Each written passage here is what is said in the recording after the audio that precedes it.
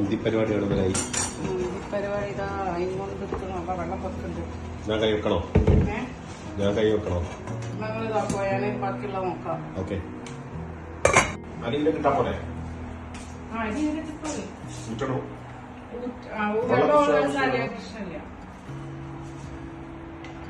മന്തി പൊളിക്കും. നല്ല ടേസ്റ്റ് ചെയ്യുന്നു മന്തി. അരി ഞാനല്ല ഊറ്റണ. അരി ഊറ്റാല് മന്തി പൊളിക്കൂ. അരി ഊറ്റലിന്റെ പ്രധാനപ്പെട്ട കാര്യമാണ്. അല്ലെങ്കിലേ നിങ്ങൾക്ക് ഉള്ളത് എന്തെങ്കിലും ഒരു ചെറിയ പണിയെടുത്ത് കഴിഞ്ഞാല് പിന്നെ അത് നിങ്ങളെ പേരിലാവും. മന്തിയിൽ അരിയാണ് മെയിൻ. എന്റെ ഒരു സ്രോതസ്. അടുത്ത പ്രാവശ്യം നീ മുത്തൊങ്കി തന്നേക്ക് ഞാൻ ചെയ്തിട്ടാ.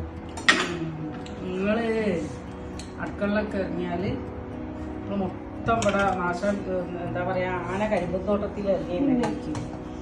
അടുക്കള കയറാ പിന്നെ അങ്ങനെ തന്നെ ഉണ്ടാവുക. കുറച്ചൊക്കെ അങ്ങനെ അവിടെ തെറിച്ച് ഇവിടെ തെറിച്ചുണ്ടാവില്ല. നമുക്ക് കുറച്ച് ഒസാസ് കൂടുതലായിട്ട്.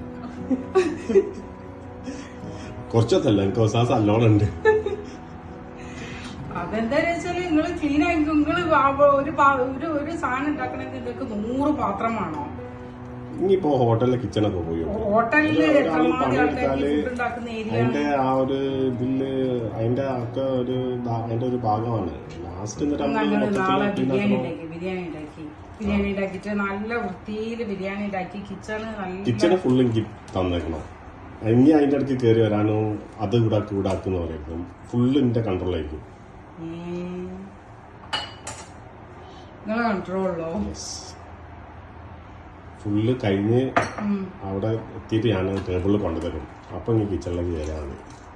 നാലും നടക്കും. ഇല്ലെങ്കിൽ എന്റെ കോൺസെൻട്രേഷൻ പോയി പോകും. ഇനി അവിടെ ക്ലീനാക്കി ഇവിടെ ക്ലീനാക്കാല് എന്റെ കുക്കിങ്ങിന്റെ കോൺസെൻട്രേഷൻ മൊത്തം പോയി പോകും.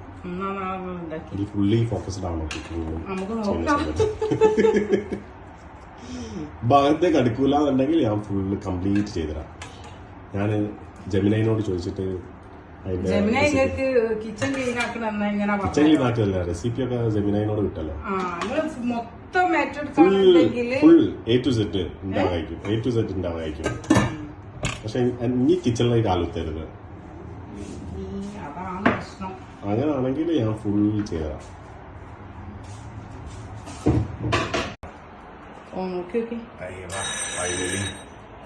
ഞാൻ കഷ്ടപ്പെട്ട് ഊറ്റി ഉണ്ടാക്കിയെടുത്ത മന്തി. അതെ നിങ്ങള് കഷ്ടപ്പെട്ടുണ്ടാക്കിയ മന്തിയാ. വെറും ഊറ്റിയത് മാത്രം.